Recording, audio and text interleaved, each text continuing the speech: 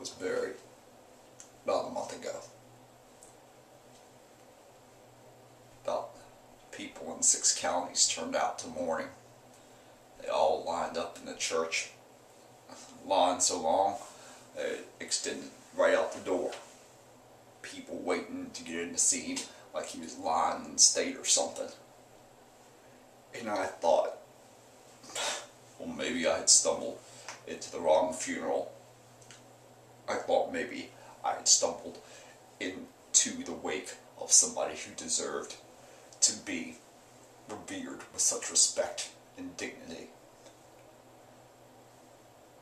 They were all standing over him, forming that line, one right after another, telling one another, saying what a saint he had been, what a pillar of the community.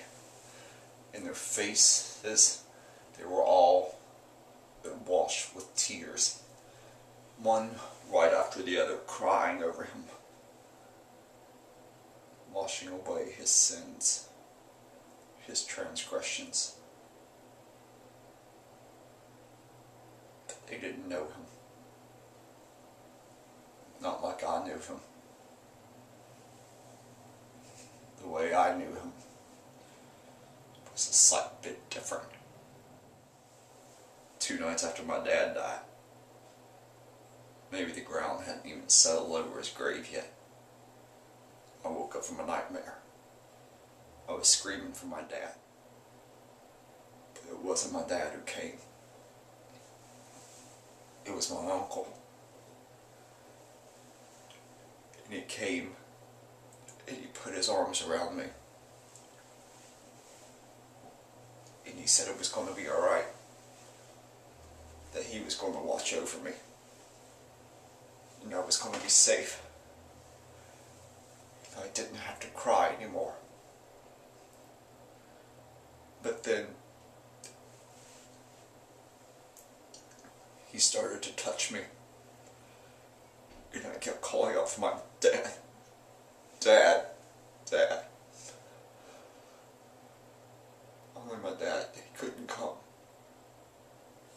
Because he was gone. And I was left with this man who went to church, who everyone revered, who treated as though he were a disciple upon this earth. You couldn't believe it when everybody in this whole town thinks that that man is a saint, and that everything, every sin that he ever did in his life was buried with him. What am I going to do? I'm just going to go out with my mind. That's what I'm going to do. I'm going to pull out a gun and I'm just going to start shooting everybody. Everybody who christens him as some kind of martyr. Some kind of martyr. Maybe not anyone else here in this town, this whole sanctimonious town, will ever know what he did to me. No one would ever believe it. They think, oh, you're a right nutter for going out and saying this thing. If it was so important, why didn't you just say it when he was alive? Because no one would have believed it when he was alive. No one will believe it when he's dead. Because truths like that, they get put under the grave with the people who committed the sins. Because you can't defame the dead. Because the dead can't speak to defend themselves. But he's not going to beat me. I'm going to go out and I'm going to be an adult. And maybe I've got scars. Yes, I've got scars.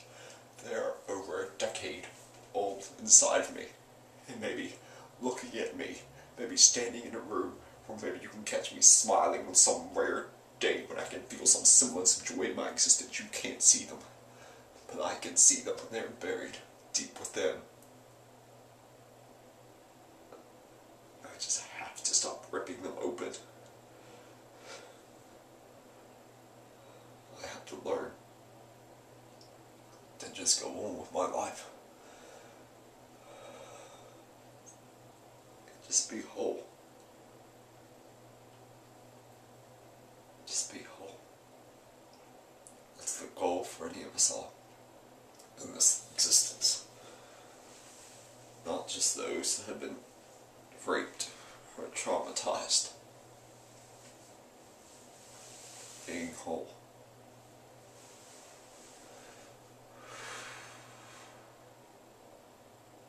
I want to do it. I want to be strong.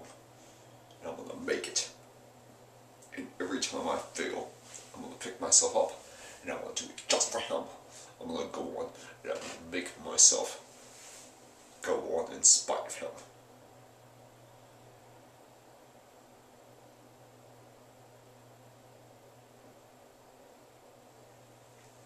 Because he's dead. He's in the ground. And he can't touch me anymore. He can't touch me anymore unless I allow him to touch me. Unless I'm sleeping and I'm having a nightmare. Maybe then he can come into my existence. But when I wake up, it's all mine. It's all mine. I'm going to be whole. I'm going to be whole.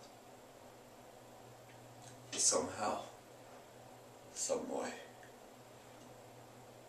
I'm going to make it. And I'm going to be a survivor.